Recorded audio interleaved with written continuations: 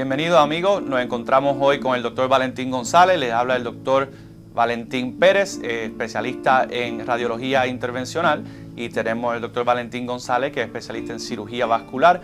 El tema de hoy son las fístulas arteriovenosas y vamos a estar hablando un poco sobre qué son las fístulas, pero primordialmente cuál es la indicación para crear una fístula arteriovenosa. Doctor, cuéntanos un poquito sobre qué conlleva la decisión de colocar una fístula arteriovenosa en un paciente para diálisis. Primero que nada, saludos a todos los que nos escuchan en sus hogares. Es bien importante enfatizar al público en general y a nuestros pacientes en particular que los accesos para realizar diálisis, hemodiálisis, deben ser colocados preferiblemente un año antes de necesitar la diálisis o por lo menos un mínimo de 6 meses. Esto es porque los accesos más duraderos son los que se construyen con la propia vena del paciente, y esto requiere de que esa vena madure, que lo que quiere decir es que esa vena crezca y adquiera cierto grosor en su pared para que pueda resistir bien cuando hay que ponerla en hemodiálisis. Eso requiere un mínimo de 3 meses. Algunos pacientes pueden requerir 6 meses o más, así que preferiblemente debemos realizar estos procedimientos que vamos a estar hablando durante el día de hoy, cercano a un año antes de necesitarse la diálisis. Bueno, doctor, y como especialista en cirugía vascular, ¿qué factores son los que se consideran para colocar un acceso de fístula arteriovenosa en un paciente con disfunción renal? Bueno, nosotros preferimos que el paciente haya estado en evaluación con su nefrólogo, y cuando esa medida que se conoce como creatinina sérica está acercándose a 4, con la recomendación del nefrólogo que tiene el diagnóstico de cuán acelerado ha ido desarrollándose el problema, pues hacemos y precisamos la recomendación del momento en que se debe hacer. Lo que yo sí quiero enfatizar es que muchas veces el especialista en los riñones, que es el nefrólogo, recomienda el acceso, y como todavía el paciente no necesita la diálisis, el paciente naturalmente ponemos resistencia a tener esos procedimientos, pero hay que explicarle la importancia y el impacto que esto va a tener en el futuro para que el paciente, entendiendo, pueda hacer una decisión más apropiada y colocarse este acceso a tiempo. Creo que eso es un buen punto, y para los televidentes quisiera enfatizar que el acceso vascular, cuando se decide que va a ser necesario, inclusive se hace un poco antes de que el paciente necesite la diálisis, y he visto muchos pacientes que entendiblemente pues tienen un poco de resistencia a esto porque entienden que es un proceso que ya ellos lo comienzan, pues van a estar en diálisis. Muchas veces la diálisis puede tomar unos meses, pero esta fístula tengo entendido que puede tomar algunos 3 meses en madurar, así que es importante empezar a tiempo. Y lo otro que quería mencionar es que en el caso, como muchas veces pasa lamentablemente, en el que no se crea el acceso vascular, que vamos a hablar más en detalle qué conlleva eso, pues colocamos unos catéteres, en el cual yo soy especialista y coloco los catéteres para diálisis. Usualmente estos catéteres se pueden usar unos temporeros para una diálisis emergente, pero en pacientes que esperamos que lo usen más de varias semanas, pues se coloca lo que se llama un catéter a través de túnel. Y ese catéter sí es más duradero y se conoce como catéter permanente, y se usa como un puente en lo que madura el término, la fístula, y podemos entonces usar la fístula de acceso arteriovenoso.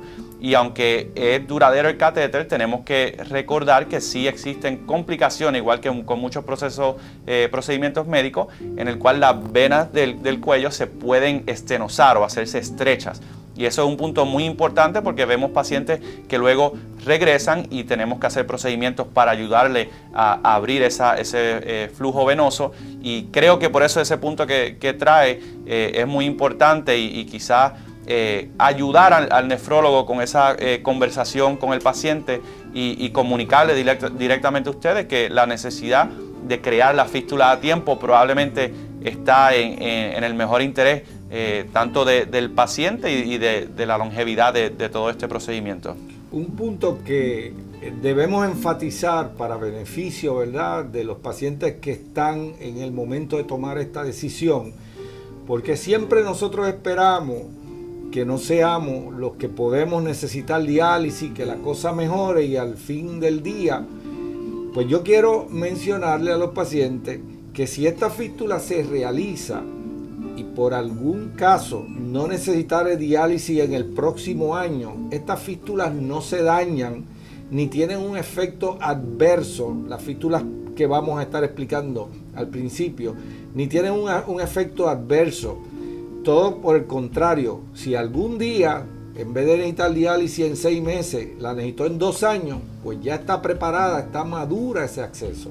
Así que eso es distinto a cuando tenemos que realizar esos accesos con lo que los pacientes llaman vena plástica, que es un injerto sintético, porque esos injertos sintéticos sí se dañan con el paso del tiempo, aunque no se usen.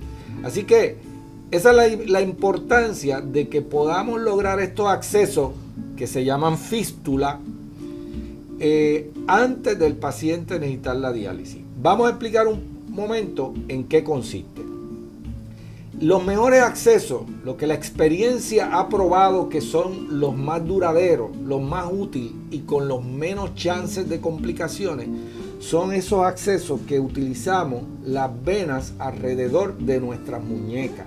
Si el paciente es un paciente derecho, se prefiere intentarlo primero en el brazo izquierdo, en la muñeca izquierda y viceversa. ¿Ok? Así que recuerden, amigos, que cuando uno está en el hospital, que muchas veces tienen que cogerle venitas, la área de la mano y la del brazo, aquí en el antebrazo, es un área anterior al codo bastante común donde nos ponen suero. Debemos evitar en pacientes que ya tienen afección en el riñón, debemos evitar que nos coloquen los sueros en esa área para ir cuidando esas venas con las cuales vamos a construir el acceso o fístula. La arteria que lleva la sangre hacia la mano en este lado del dedo gordo, ¿verdad?, porque hay otra en el otro lado, esa arteria que se llama la arteria radial, la buscamos y la hacemos una conexión a la vena cefálica, que es esta vena que usualmente vemos superficial en la mano. Eso va a contribuir a que la sangre pase en mayor cantidad a la vena, haciéndola que crezca, se ponga más gruesa y aumente el volumen de sangre. Porque nuestros especialistas en el riñón, los nefrólogos, necesitan por lo menos 300 cc de sangre por minuto para poder dar una diálisis efectiva. Y para lograr eso, en esta vena necesitamos un mínimo de 3 meses.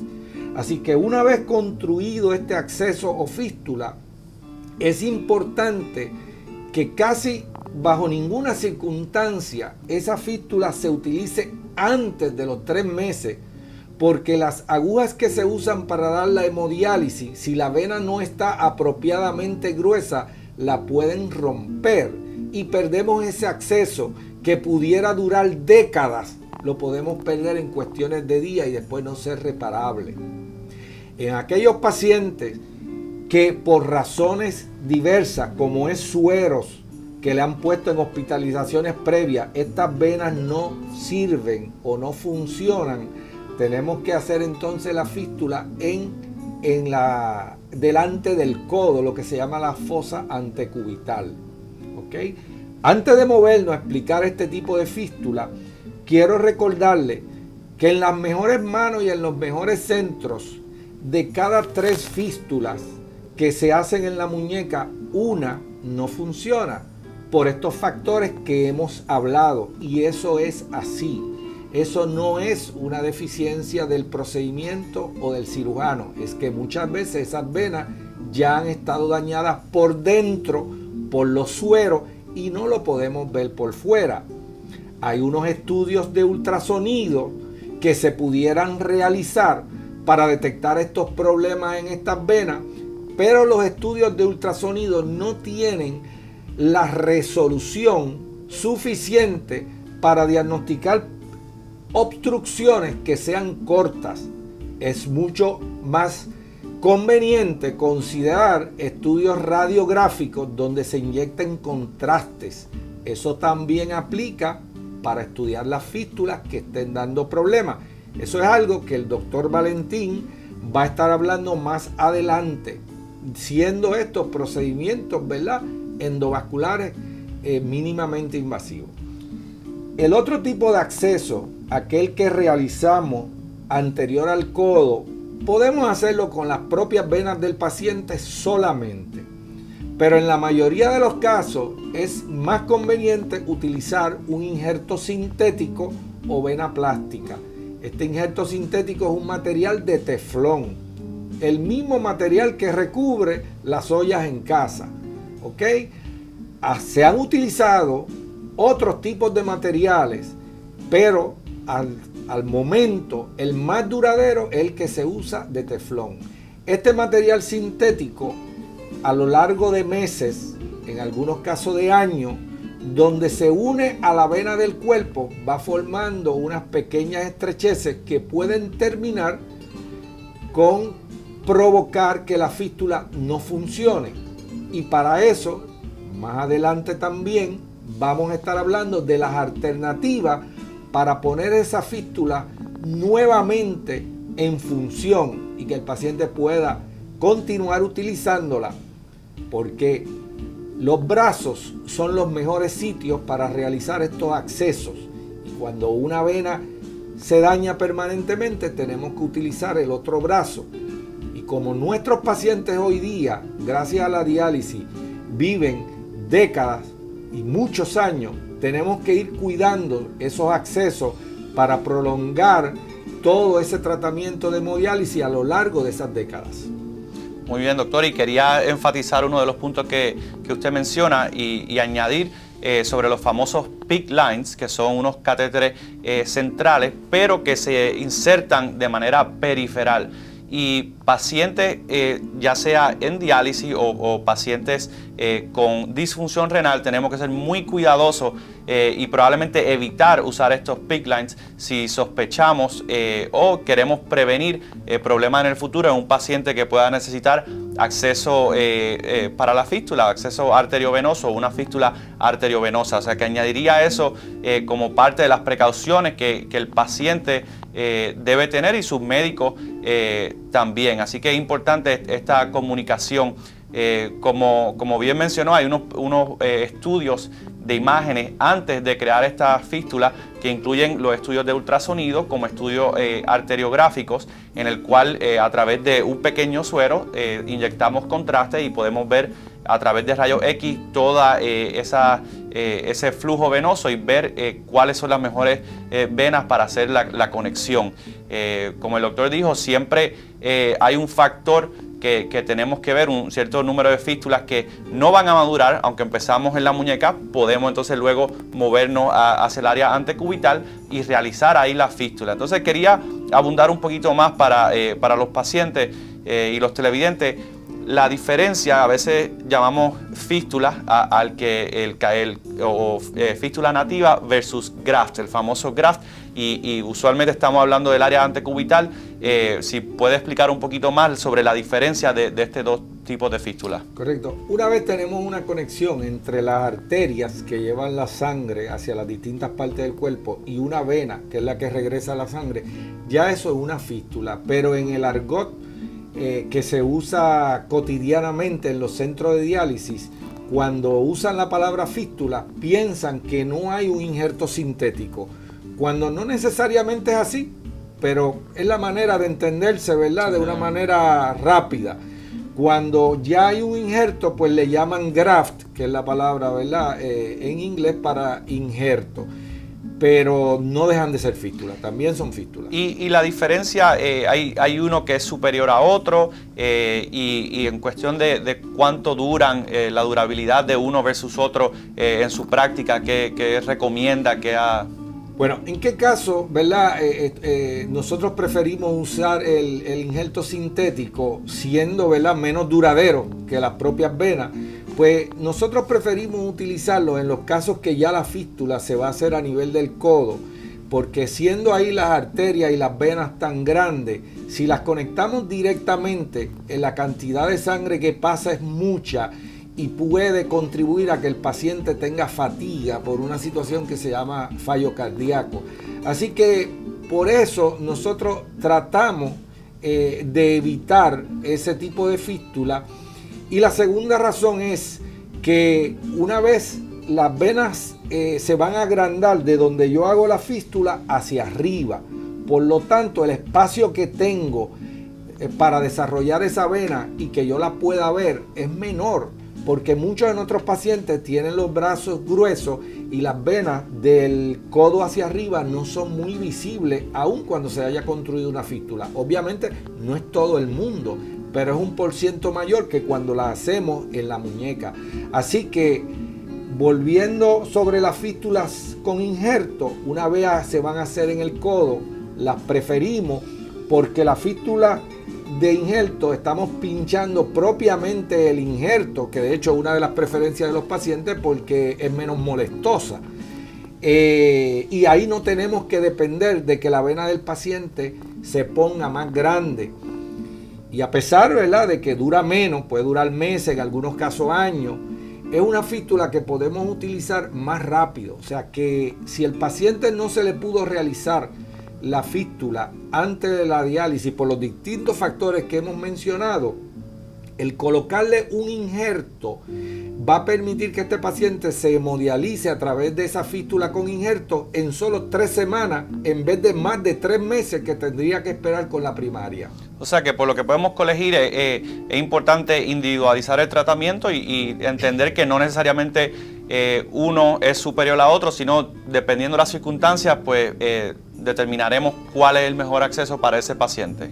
Definitivamente, porque como todo buen tratamiento tiene que ser individualizado a cada situación y a cada paciente. Porque ustedes pueden estar preguntando por qué, si la fístula con graft o injerto es menos duradera, la utilizamos todavía. Pues precisamente ya he explicado algunos factores, ¿verdad?, de cuando la vena no está disponible en el área de la muñeca, pero tenemos que tomar en cuenta ese otro factor que ya empezamos a mencionar cuando el paciente ya necesita la diálisis y no tiene todo el tiempo para que su propia fístula madure. Pues aquí tenemos 2 caminos. Como ya se ha mencionado, una, hacerle la fístula primaria y ponerle un catéter de larga duración que el doctor mencionó, se llaman permanentes, para poder esperar así un mínimo de 3 meses en que esa fístula madure. La otra alternativa es recurrir a una vena plástica, especialmente en ese paciente que ya hace 3 o 6 meses atrás tratamos una fístula, pero fue ese 1 de cada 3 que no funcionó. Entonces esperamos hasta que necesite la diálisis y ahí se coloca esta fístula con injerto, que va a permitir que entonces, en vez de tener el catéter 3 meses, en 3 semanas yo pueda retirar ese catéter para disminuir los riesgos de que el catéter pueda estrechar la vena a nivel del pecho, que es donde drenan todas estas venas de los brazos, donde se construyen las fístulas. Muy bien, y esa condición de estrechez de las venas centrales se conoce como estenosis central venosa. Y también quería aprovechar, porque creo que nos sirve de un poco de transición, explicarle a los pacientes que cuando hablamos de que una es un poco menos duradera, no quiere decir que esa fístula no se pueda usar, sino que probablemente requiera una intervención para expandir algún área que no esté dando problemas, y hoy en día con técnicas endovasculares que hacemos aquí en el Professional Hospital, pues podemos revisar esas fístulas sin tener que hacer una operación mayor, sino una pequeña incisión, y hacemos los estudios pertinentes y podemos muchas veces abrir y limpiar esa fístula o en caso, cuando digo fístula, me refiero realmente al graft que ya estábamos hablando, una fístula de injerto, y podemos evaluar qué está pasando y tratarlo. Así que a veces el que necesita un procedimiento es algo común, y es como lo puede ver como una revisión, y luego esa fístula sigue siendo efectiva para el uso de diálisis. Hablando sobre esto, quería también preguntarle qué tipo de síntomas, qué alerta a un paciente que ya tiene fístula, ya sea nativa como tal o por injerto, el graft, ¿qué tipo de síntomas el paciente puede notar cuando de lo que llamamos el famoso thrill, que es la vibración y el pulso, ese proceso, qué usted recomienda?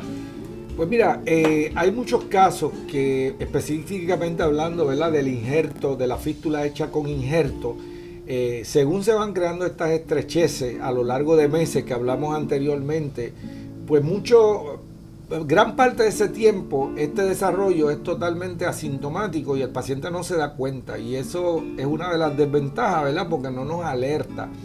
Una de las alternativas que se está estudiando, ¿verdad?, es precisamente hacer estudios de imágenes, tanto de sonido, ya una vez la fístula está hecha, contrario a antes de hacer la fístula, como estudios que conlleven, ¿verdad?, el proporcionarle a pacientes contraste para tener una mejor calidad y diagnosticar estos problemas antes que den problemas evidentes, como que no pueda dializarse.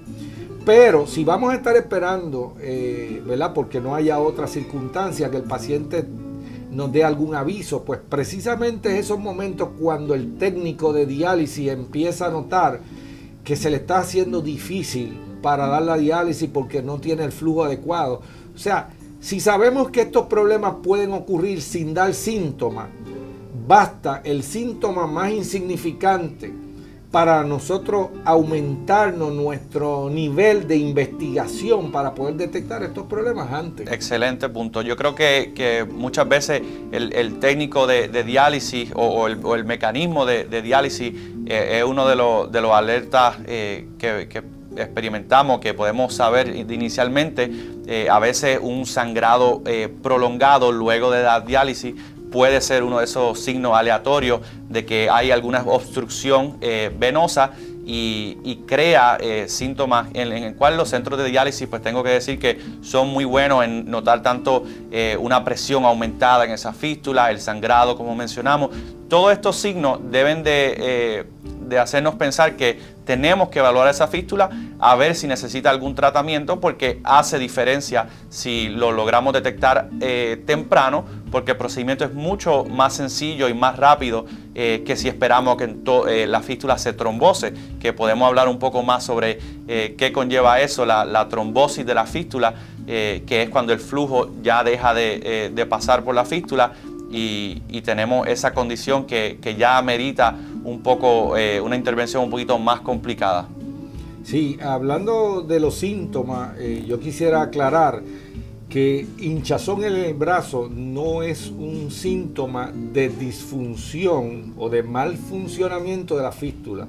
Por el contrario, muchas veces lo que nos quiere decir es que la fístula está funcionando bien, llevando mucha sangre como queremos que lleve, pero el problema se localiza en las venas del pecho o venas centrales que el doctor mencionó, que se han estrechado por catéteres que tuvo meses o años previos.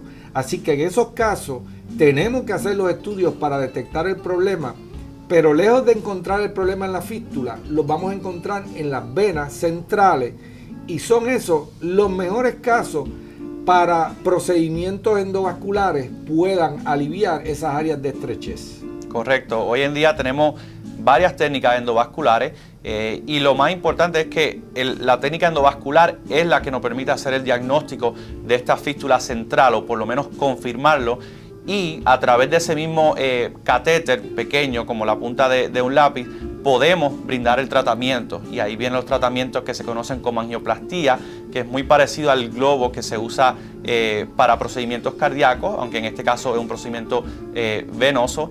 Y tenemos mucho avance en lo que se llaman los famosos stents o las mallitas para el procedimiento venoso. Usamos unos stents que son cubiertos y la durabilidad hemos visto que es de varios años. Así que este tipo de tratamiento cada vez sabemos más, y cada vez las técnicas endovasculares ofrecen más oportunidades para alargar la vida de una fístula, y cuán útil son y cuán el flujo pues lo podemos mantener patente por mucho más tiempo a pesar de estas revisiones. Y con eso pues quería mencionar un poco sobre cuando el paciente se presenta con trombosis o ya el pulso de esa fístula ha parado, ¿qué opciones tenemos? Bueno, cuando el paciente llega porque ya la fístula ha dejado de funcionar, al dejar de funcionar forma un coágulo y eso limita nuestras posibilidades, ¿verdad?, de que especialistas como el doctor Valentín puedan decirnos, hacer un diagnóstico preciso del problema, y tenemos que recurrir a especialistas como ellos, no solamente entonces para que nos ayuden con el diagnóstico, sino para que nos ayuden con el tratamiento de manera endovascular, y eso el doctor lo ha mencionado y yo estoy seguro que en este y otros programas vamos a estar ampliándolo. Pero desde la perspectiva del cirujano que recibe este caso, que hoy día, gracias a especialistas como el doctor, hay que hacer menos y menos cirugía para arreglar esta fístula, cuando ya este paciente va a necesitar una revisión por el cirujano, usualmente nosotros tenemos que trabajar por probabilidades. El sitio donde más comúnmente ocurren las estrecheces que causaron el problema es en la unión del injerto con la propia vena del cuerpo. Nosotros abordamos esa área y la mayoría de las veces podemos resolver el problema porque ahí estaba la causa. Pero no hay duda que tenemos limitación para causas que ocurran o más cerca de donde viene la sangre o más lejos en las venas. Ya esos puntos distantes de donde nosotros entramos a abordar el problema son mejor atendidos tanto en el diagnóstico como en el tratamiento por especialistas que hacen esto de manera endovascular. Pues muchas gracias por toda esa información sobre la fístula arteriovenosa, y a los televidentes por sintonizarnos. Saben que en el Professional Hospital contamos con ambas especialidades, inclusive para cualquier tipo de caso complejo tenemos la opción de hacer lo que se llaman casos híbridos, así que tienen aquí en el Professional Hospital, en la sala de emergencia, la oportunidad de ser tratado por un equipo verdaderamente especialista en condiciones vasculares y accesos de diálisis. Así que muchas gracias y hasta la próxima. Importante información para ustedes, nuestros televidentes. En Professional Hospital de Guaynabo aceptamos la mayoría de los planes médicos. Nuestros pacientes entran a un hospital de primera con habitaciones amplias y su personal altamente certificado para atender a todos nuestros pacientes. En Professional Hospital contamos con sala de emergencia 24 horas, pediatría y un grupo de especialistas de la salud.